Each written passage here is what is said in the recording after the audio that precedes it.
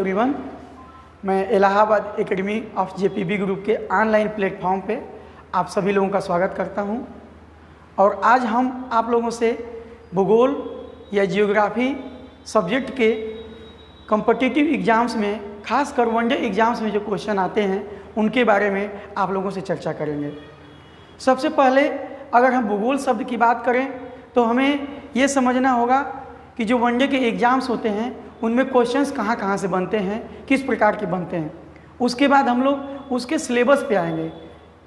Syllabus आने के बाद हम देखेंगे कि हमारे पास रिसोर्सेज कौन कौन होने चाहिए, जो मिनिमम रिसोर्सेज हैं। एक बात दोस्तों हमेशा याद रखिएगा कि कम रिसोर्सेज में ही सफलता ज़्यादा मिलती है, क्योंकि आपको रिवीजन पे बहुत ज़्यादा फोकस करना होगा। और आइए हम भूगोल का सिलेबस आपको बताते हैं।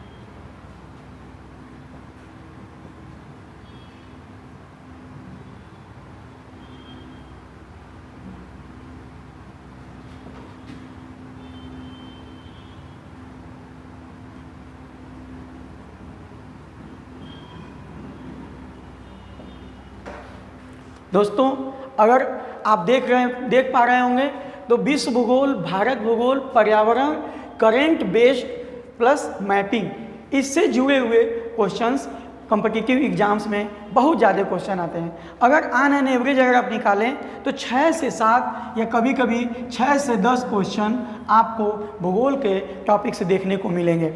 इसमें अगर वनडे एग्ज़ाम्स में अगर आप यूपी के एग्ज़ाम्स की तैयारी करते हैं तो यूपी के एग्ज़ाम में आपको एक और टॉपिक जोड़ना होगा और वो होगा आपका उत्तर प्रदेश विशेष। उत्तर प्रदेश विशेष,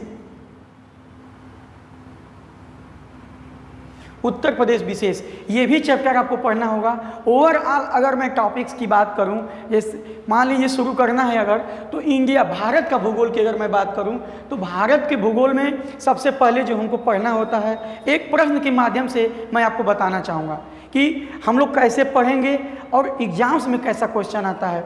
जैसे अभी आप लोगों ने हाल ही में यूपी SSSC के द्वारा जो पीईटी परीक्षा आयोजित हुई थी उसमें आप लोगों ने क्वेश्चन को देखा होगा।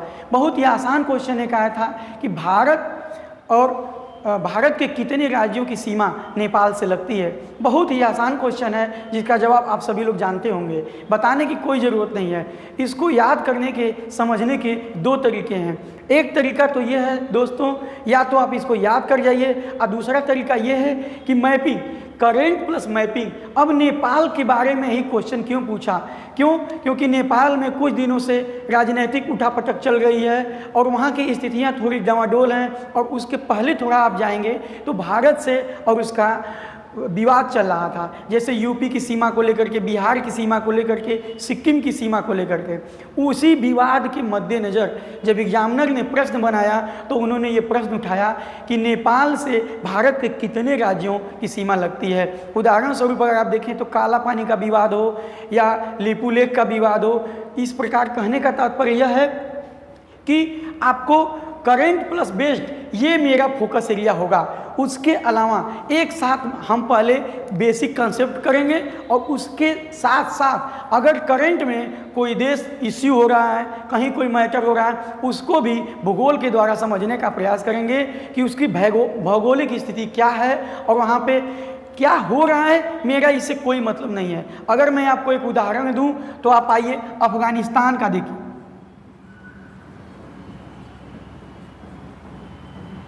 दोस्तों आने वाली किसी भी एग्जाम में ये अफगानिस्तान बहुत ही चर्चा का विषय रहेगा।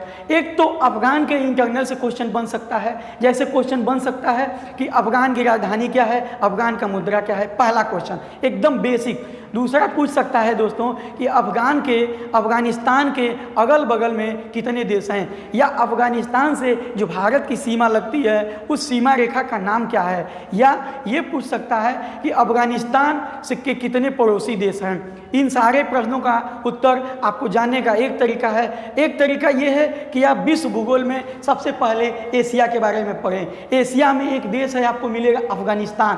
अफगानिस्तान में जब आप जाएंगे तो तुरंत आपको मैपिंग में आना है कि अफगानिस्तान कहाँ है, उसके बगल में कितने देश हैं और उन देशों की साथ साथ राजधानियाँ कौन है, कहाँ पर स्थित है। इस तरह से अगर आप भूगोल को पढ़ते हैं तो मुझे पूरी उम्मीद है कि आप 10 में से 10 क्वेश्चन जरूर हल करेंगे, 10 आउट ऑफ 10। और इसके साथ साथ आपको अपने ऊपर भरोसा होना चाहिए। सबसे पहले आपको अपने ऊपर भरोसा करिए कि आप कर सकते हैं। अगर आप अपने पे भरोसा नहीं होंगे, भरोसा नहीं करेंगे, तो पूरी दुनिया में कोई आपके ऊपर भरोसा नहीं करेगा। तो सबसे पहले अपने मन से ये भूगोल का भय निकाल दीजिए, भूगोल से जो आप डरते हैं उसको निकाल दीजिए। भूगोल पढ़ना बहुत ही आसान है और मैं ये वादा करता हूँ, मैं आशीष श्रीवास्तव ये आपसे वादा करता हूँ कि 40 दिन का जब क्लास खत्म होगा तो क्लास के बाद आप भूगोल में 0 से हीरो हो जाएंगे, कोई दिक्कत नहीं होगी। अब मैं आपको बताना चाहूँगा कि मिनिमम रिसोर्सेज क्या क्या चाहिए आपको, जिससे कि हम लोग भूगोल का किसी भी एग्जाम में कैसे 10 में से 10 नंबर लेके आएँ। पहला जो चाहिए आपको, सबसे पहले एग्ज़ाम का पर्टिकुलर एग्ज़ाम का सिलेबस चाहिए। किसी भी एग्ज़ाम को क्रैक करने का सबसे पहला रूल जो होता है दोस्तों, उसको जानना कि उस एग्ज़ाम का सिलेबस क्या है। उस एग्ज़ाम को जानना, सिलेबस हमको ये बताता है कि हमको कितना, कहाँ तक क्या क्या पढ़ना है, क्या क्या पढ़ना है और क्या छोड़ देना है। किसी भी एग्ज़ाम का रूल नंबर 1 याद रखिए आप, कि सबसे पहले आप ये जान जाइए कि क्या नहीं करना है। तो मैं आप लोगों को सिलेबस के बारे में बात कर रहा था कि आपको सबसे ज़रूरी चीज़ शुरू में क्या होना चाहिए, सिलेबस। आपके हाथ में सबसे पहले सिलेबस होना चाहिए।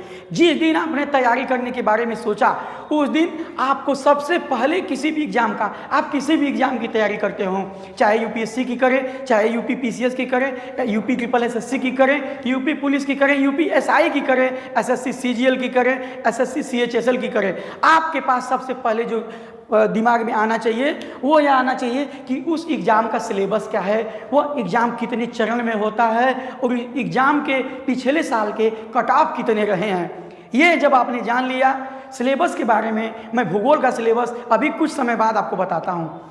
अगर सिलेबस आपने जान लिया तो दूसरा चीज़ आपके पास होना चाहिए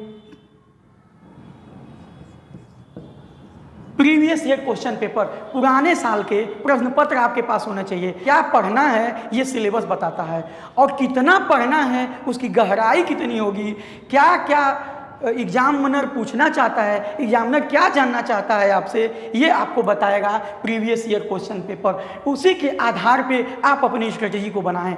और ये आपने कर लिया, उसके बाद आपको तीसरा नंबर जो आना है, ये आना है एक एटलस प्लस मैपिंग। ये आपको मैं बार बार बोल रहा हूँ दोस्तों कि भूगोल की जान होती है मैपिंग। आपको जैसे आंख मूंद के, अगर एग्जाम में आता है क्वेश्चन मणिपुर नाम बोल दिया कि लोकताक झील कहाँ है, तो आपको आंख मूंद के पता होना चाहिए कि मणिपुर कहाँ है, मणिपुर के पड़ोसी राज्य कितने हैं और मणिपुर से सबसे नज़दीक कौन से देश की सीमा लगती है। इतना सारा चीज़ें आपको पता होना चाहिए। अब previous year Atlas plus mapping हो गया। अब इसके बाद जो हमारा अगला स्टेप होगा वो हमारा होगा प्रैक्टिस सेट।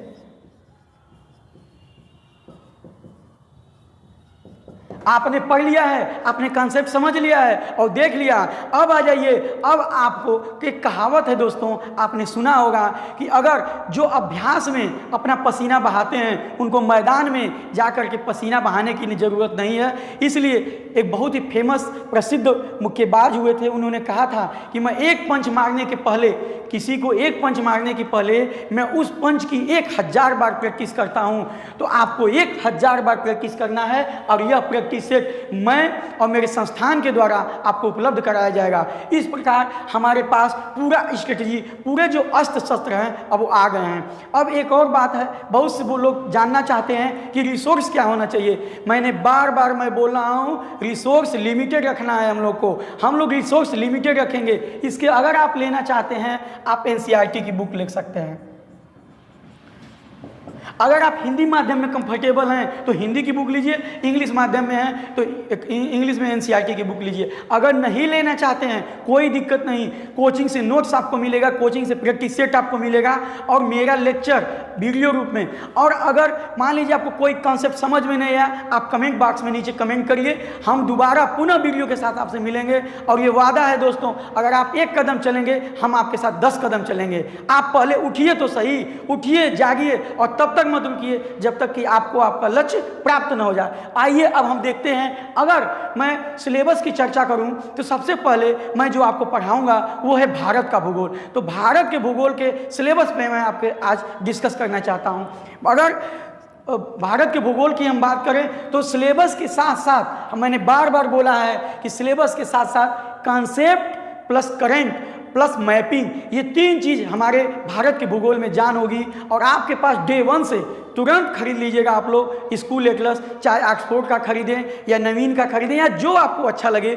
और अगर लेटेस्ट एडिशन रहेगा तो वो अच्छा रहेगा, क्योंकि आप लोग को पता है दोस्तों, क्योंकि भारत में बहुत ज़्यादा और विश्व में परिवर्तन हो रहे हैं, जियोग्राफिकल बाउंड्री चेंज हो रही हैं। जैसे अगर मैं उदाहरण लूं तो हाल के वर्षों में भारत में 28 राज्य और 8 केंद्र शासित प्रदेश हो गए हैं। अब आप देखेंगे एक आसान सा क्वेश्चन कि अगर पूछ दिया आपसे कि भारत की सबसे उत्तरी सीमा बताने को कहा जाए तो पहले इसका उत्तर सही था दोस्तों जम्मू कश्मीर, लेकिन आज ये उत्तर बदल करके हो गया है लद्दाख। आपको ये जानना है कि लद्दाख कहाँ है, जम्मू कश्मीर कहाँ है और ये कैसे संभव है। जब आपके पास लेटेस्ट से लेटेस्ट प्लस होगा तब जाकर के आपको ये जानकारी मिलेगी। आइए देखते हैं कि भारत के भूगोल में कौन कौन से वो पार्ट है जहाँ से क्वेश्चन बनते हैं। आइए, एक और बात दोस्तों, पढ़ाने के साथ साथ हम लोग मनोरंजन का, आपके मनोरंजन का मैं पूरा ध्यान रखूंगा। जैसे भूगोल के समझाने का मेरा कंसेप्ट ये होगा कि मान लीजिए अगर आपसे पूछ दिया जाए कि जलवायु और मौसम में क्या अंतर है तो बहुत लोग कंफ्यूज हो जाते हैं, लोग समझ नहीं पाते हैं कि जलवायु क्या है और मौसम क्या है। तो जलवायु और मौसम को समझना है तो आप एक छोटा सा गाना याद रख लीजिए। गाना ये है, मौसम बदल न जाना दोस्त मौसम की तरह। देखिए दोस्त बदल सकता है, रात को बात किए सुबह आपका मान लीजिए नंबर ब्लॉक हो जाता है तो वो मौसम की तरह से बदल रहा है। तो मौसम का मतलब क्या है कहने का कि मौसम क्षणिक होता है। और जलवायु क्या होती है, जलवायु लॉन्ग लास्टिंग होती है। सिंपल समझ में आ गया होगा कहने का मतलब क्या है कि मौसम और जलवायु में अंतर। मौसम जो होता है क्षणिक होता है, 24 घंटे का होता है, कभी कभी 1 हफ्ते का भी मौसम हो सकता है, लेकिन जलवायु लॉन्ग लास्टिंग होती है। इस प्रकार से आपको सहज वे में समझाने का प्रयास किया जाएगा। आइए देखते हैं भारत के भूगोल में जो पहला पार्ट हमारा होगा वो होगा भारत का सामान्य परिचय। भारत का सामान्य परिचय। कई बार दोस्तों आपसे पूछ देता है आसान क्वेश्चन कि भारत का पुराना नाम क्या था, जैसे आर्यावर्त हो गया, जम्बूद्वीप हो गया, भारत खंड हो गया, इस टाइप के क्वेश्चन। अगर थोड़ा सा और आगे बढ़ें तो पूछ सकता है आपसे कि भारत का सबसे उत्तरी बिंदु, भारत का सबसे दक्षिणी बिंदु, भारत का सबसे पूर्वी बिंदु, भारत का सबसे पश्चिमी बिंदु। कभी कभी दोस्तों जो 2004 की सुनामी आई थी उसमें भारत का सबसे दक्षिणी बिंदु डूब गया है, उसके 2 और नाम हैं, वो भी नाम आपसे पूछ सकता है, जैसे पिग्मेलियन पॉइंट। ये आपका कॉन्सेप्ट क्लियर हो गया। इसके बाद आपको भारत का सामान्य परिचय में पूछ सकता है आपसे कि क्षेत्रफल में भारत का कौन सा स्थान है। ये भी पूछ सकता है दोस्तों कि एशिया के देशों में भारत का क्षेत्रफल में कौन सा क्रमांक है। ये भी पूछ सकता है आपसे कि बताइए, अगर जनसंख्या की बात करेंगे तो पूछ सकता है बताइए एशिया में भारत के तुरंत बाद वो कौन सा देश है जो भारत के तुरंत बाद जनसंख्या में शामिल हो जाता है। इस प्रकार भारत का सामान्य परिचय, बहुत डिटेल में मैं नहीं जाऊंगा क्योंकि जब ये चैप्टर शुरू होगा तो मैं आपको डिटेल से अवगत कराने की कोशिश करूंगा। आइए दूसरा चैप्टर जो हम देखेंगे वो होगा भारत में पर्वत, पठार, मैदान। इसी में दोस्तों हम लोग ये भी देख लेंगे कि भारत में कहाँ पे दर्रे हैं और कहाँ पे क्या है। कहने का तात्पर्य यह है कि पर्वत, पठार, मैदान, दर्रे, ये सब अगर दर्रों से क्वेश्चन आता है आपके अभी लेटेस्ट एग्जाम जो अभी 1 महीना भी नहीं हुआ होगा और आपने उस एग्जाम में देखा होगा कि दर्रों से क्वेश्चन आया था। दोस्तों मैं दर्रों का आपको ट्रिक बता के दूंगा और इतना आसानी से आपको याद होगा कि आपको कुछ भी करने की ज़रूरत नहीं है। जैसे अगर आप मान लीजिए एक सिंपल ट्रिक मैं आपको बताता हूँ। जम्मू कश्मीर के दर्रों को बताना हो तो आप सिंपल याद कर लीजिए कि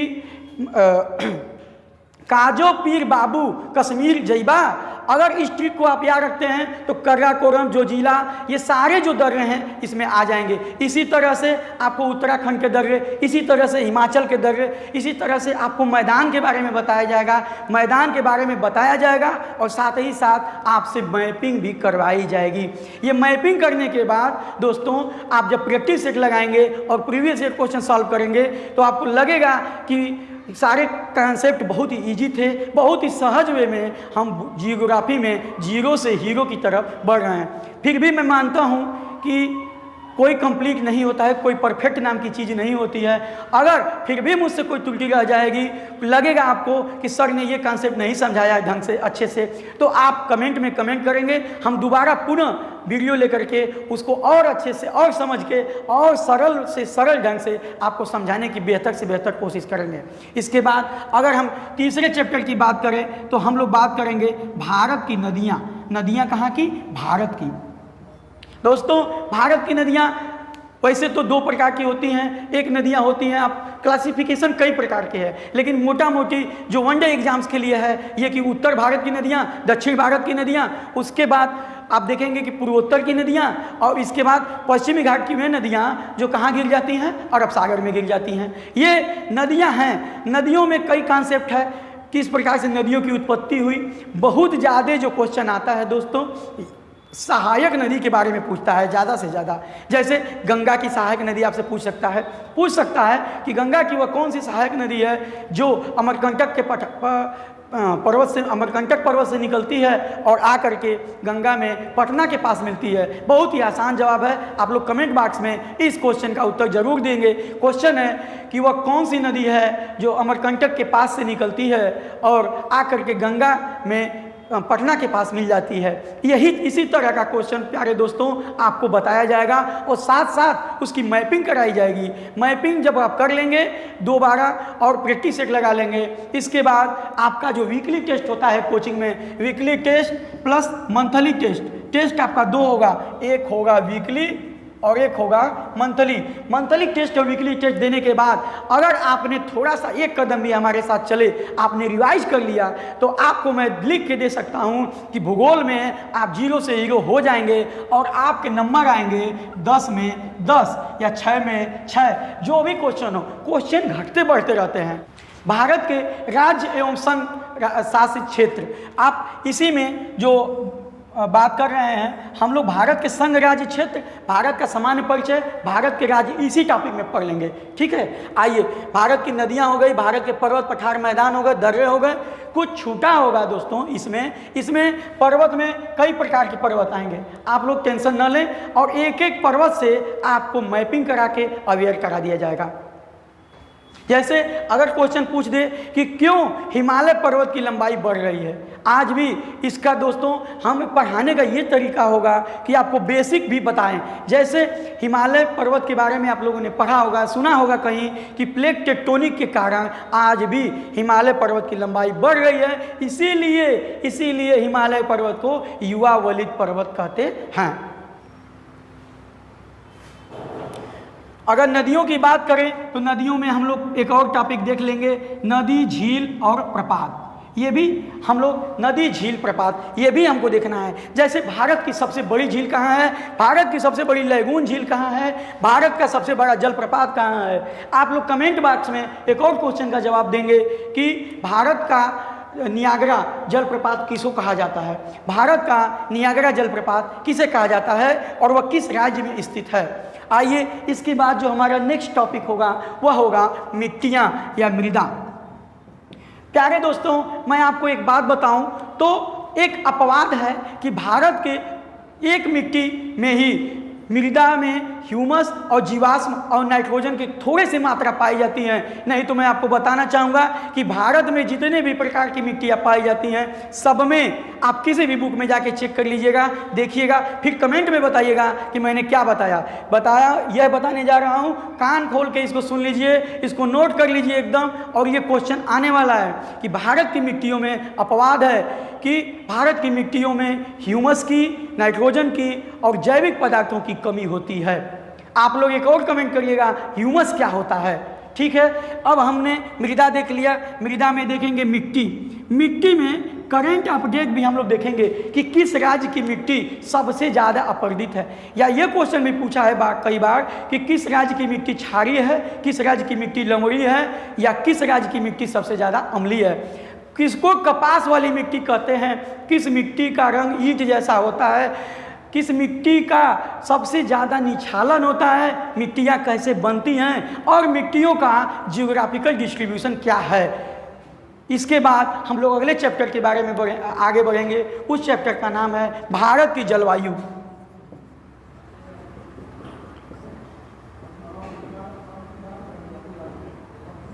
प्यारे दोस्तों, मैंने आप लोग को बताया, अगर आप लोग को याद हो तो कमेंट करिए कि जलवायु क्या है। जलवायु के बारे में मैंने बताया था कि मौसम और जलवायु, मौसम क्षणिक बदलता है, रात भर में बदल जाएगा, सुबह बदल जाएगा, तुरंत बदल जाएगा, लेकिन जलवायु नहीं बदलती है। भारत की जलवायु में आप ढेर सारी चीज़ें पढ़ेंगे।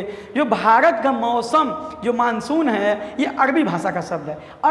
अरब के लोग आए पहले तो भारत में बारिश देख के बहुत हो गए। उन्होंने बारिश नहीं देखा था इस स्तर पे, जिस स्तर पे भारत में बारिश होती थी, तो उन्होंने उसी का नाम रख दिया मौसम।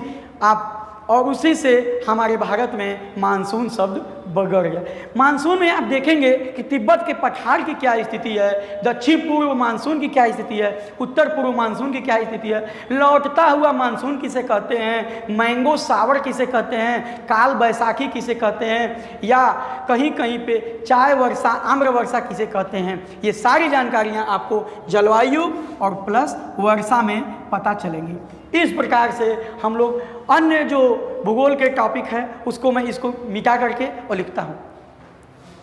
लीजिए, भारत के भूगोल में मैंने कुछ टॉपिक आपको बता चुका हूँ। अब अगला टॉपिक जो हमारा आएगा वो होगा प्राकृतिक वनस्पति। भारत की प्राकृतिक वनस्पति के बारे में अगर हम बात करें, प्राकृतिक वनस्पति, भारत में कई प्रकार की वनस्पतियां पाई जाती हैं। कहीं पे सदाबहार वन पाए जाते हैं। अगर आपसे सिंपल क्वेश्चन पूछे कि सदाबहार वन क्यों सदा हरा भरा रहता है, दोस्तों आप याद रखिएगा हमेशा, क्योंकि यहाँ की पत्तियाँ, एक पेड़ गिरेगा, एक पर अपनी पत्ती गिराएगा तो दूसरा हरा रहेगा, दूसरा गिराएगा तीसरा तैयार रहेगा। तो कहने का तात्पर्य ये है दोस्तों कि ये अपनी पत्तियाँ क्रमशः गिराते हैं, इसलिए सदाबहार रहते हैं। भारत में जो सबसे ज़्यादा वन पाया जाता है वो आपको सदाबहार वन नहीं मिलेगा, आपको मिलेगा उष्णकटिबंधीय शुष्क वन। ये भारत में जो शुष्क वन और आर्द्र वन, इन्हीं दोनों में से एक है। आप कमेंट करके बताएंगे कि भारत में सबसे ज़्यादा जो वनस्पति पाई जाती है उष्णकटिबंधीय आर्द्र वन है, या इसको अगर दूसरे शब्दों में बोलें तो हम इसको मानसूनी वन या पर्णपाती वन भी कहते हैं। इस तरह कह सकते हैं उष्णकटिबंधीय आर्द्र पर्णपाती वन या उष्णकटिबंधीय शुष्क मानसूनी वन। जिसको जो आपको अच्छा लगे वो कमेंट करिएगा और ज़रूर बताइएगा कि भारत में सबसे ज़्यादा वन किस में पाए जाते हैं। अब अगला जो टॉपिक आ जाएगा हमारा मैपिंग पे प्लस करंट पे।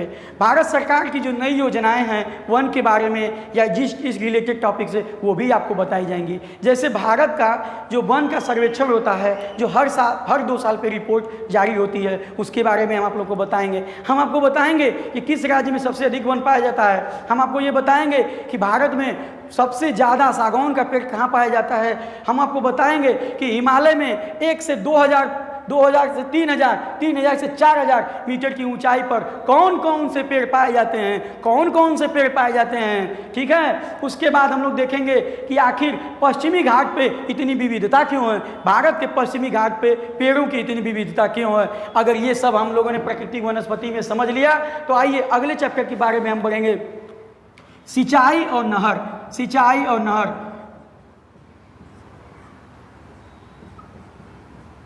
प्यारे दोस्तों, हमारे देश में जो सबसे लंबी नहर है वह नहर है इंदिरा गांधी नहर। मैं आपको बताना चाहूँगा कि भारत में जल ही जल है नदियों में, लेकिन आज भी हमारे देश में सिंचित कृषि योग्य भूमि बहुत ही कम है और उतना नहीं है जितना होना चाहिए। लेकिन इसीलिए आप जानते हैं कि भारतीय कृषि को मानसून का जुआ कहा जाता है। भारत सरकार बहुत सी योजनाएं बना रही है नदियों को आपस में नहरों के माध्यम से जोड़ने का। आप जानते होंगे सतलज यमुना लिंक कैनाल नहर या दूसरी केन बेतवा लिंक परियोजना, बहुत सी गोदावरी कावेरी, बहुत सी नदियों को जोड़ने की योजना चल रही हैं। तो हम लोग इसको सिंचाई में, नहर में और इसी में एक और टॉपिक देख लेंगे, बहुउद्देशीय परियोजनाएं।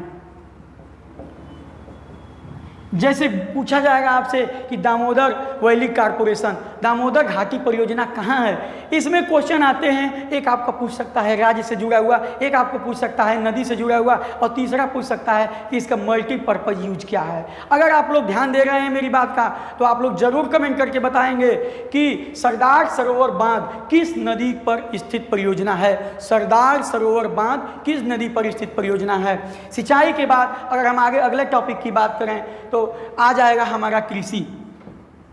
कृषि आप लोग जानते हैं कि भारत के पहले प्रधानमंत्री, जवाब मुस्कुराइए एक बार पुनः, तब मैं आगे और बढ़ाऊंगा। आप लोग जानते हैं कि भारत के जो पहले प्रधानमंत्री थे माननीय स्वर्गीय पंडित जवाहरलाल नेहरू, उन्होंने कहा था कि सब कुछ इंतजार कर सकता है लेकिन कृषि नहीं इंतजार कर सकता है। इसमें हम कृषि के बारे में पढ़ेंगे, क्योंकि आप लोग पहले ही जान चुके हैं। इसका अगर इकोनॉमिकल फैक्ट देखेंगे तो आपको जानकर आश्चर्य होगा, जानते भी होंगे कि भारत में आज भी सबसे बड़ा जो उद्योग, जो लोगों को रोजगार प्रदान करने वाला क्षेत्र है वो हमारा कृषि है। हम आपको बताएंगे कि कृषि कितने प्रकार की है।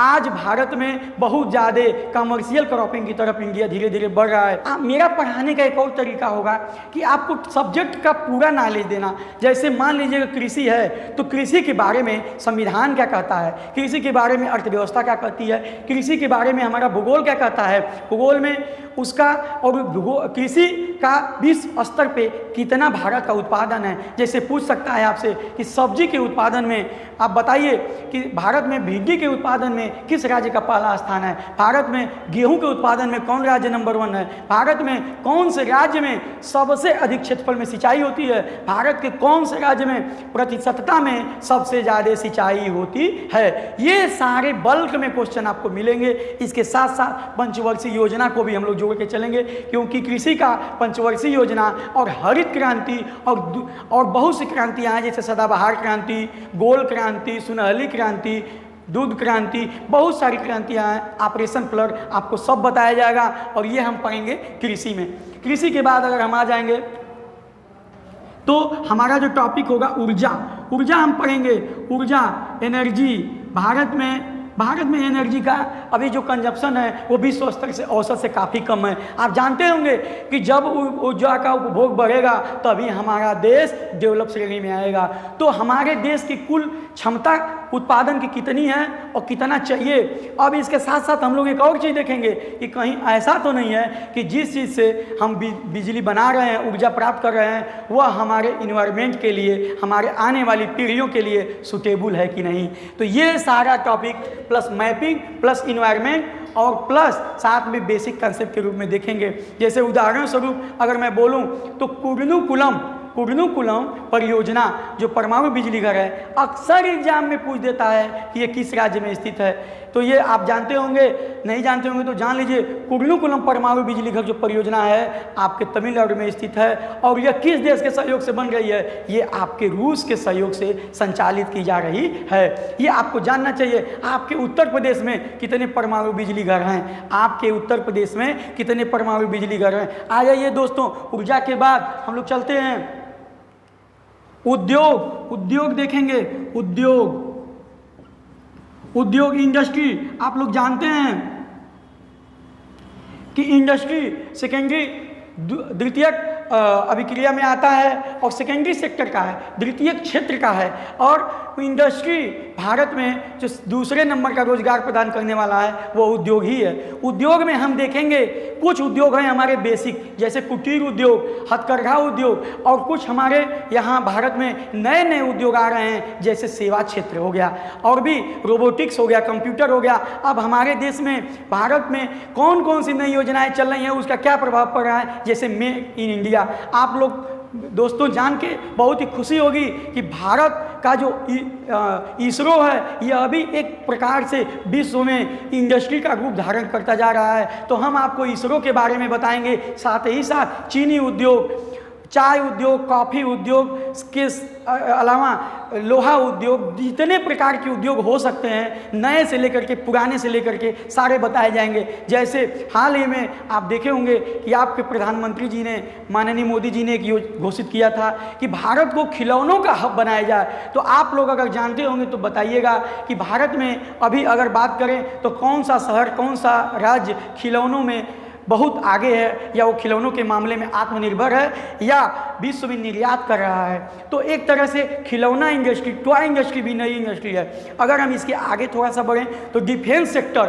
भारत में खास करके यूपी में डिफेंस कॉरिडोर की स्थापना की जा रही है। आपको जानना चाहिए कि वो डिफेंस कॉरिडोर कहाँ कहाँ से होकर गुजरता है, कहाँ कौन सी फैक्ट्रियाँ लगेंगी।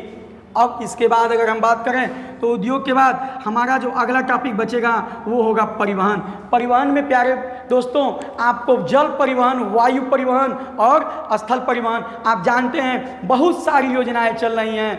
जैसे कि सड़कें, आज भारत में जो औसत सड़कें बनाने का है वो बहुत ही आगे चल रहा है। सड़कों के बाद अगर हम जल की बात करें तो भारत सरकार ने, केंद्रीय सरकार ने 111 राष्ट्रीय जल मार्ग घोषित किए हैं। पहले ये संख्या बहुत कम थी।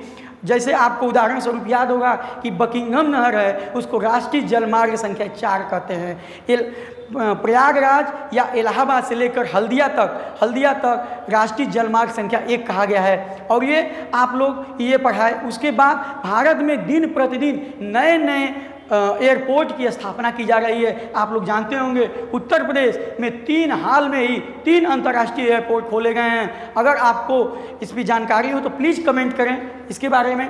परिवहन हो गया। इसके बाद हम लोग देखेंगे, आपको भूगोल में मैं पढ़ाऊंगा, एक टॉपिक है भारत के संस्थान। जैसे आपसे पूछ देता है कि भारत में बहुत से संस्थान हैं जो लोगों को पता नहीं होते हैं। जैसे पूछ देगा आपसे, चलिए बताइए कि भारत में बॉटेनिकल सर्वे ऑफ इंडिया कहाँ स्थित है। दोस्तों ये botanical survey of India Kolkata में है। ये हम लोग मैपिंग करेंगे भारत के संस्थान से। इसके बाद हमारा आखिरी चैप्टर बचता है और वो होगा विविध। विविध में आपको जो अगर इधर से आपको लगता है कि कहीं से सर ने छोड़ दिया है या कुछ ऐसा है जो हमको पढ़ना चाहिए, वो आप लोग कमेंट करेंगे। उसके अलावा विविध में ढेर सारे भूगोल से जुड़े हुए तथ्य हम लोग पढ़ाएंगे और हमारी पूरी टीम आपकी आभारी होगी अगर आप लोग कमेंट करेंगे, लाइक करेंगे और शेयर करेंगे। Thank you very much.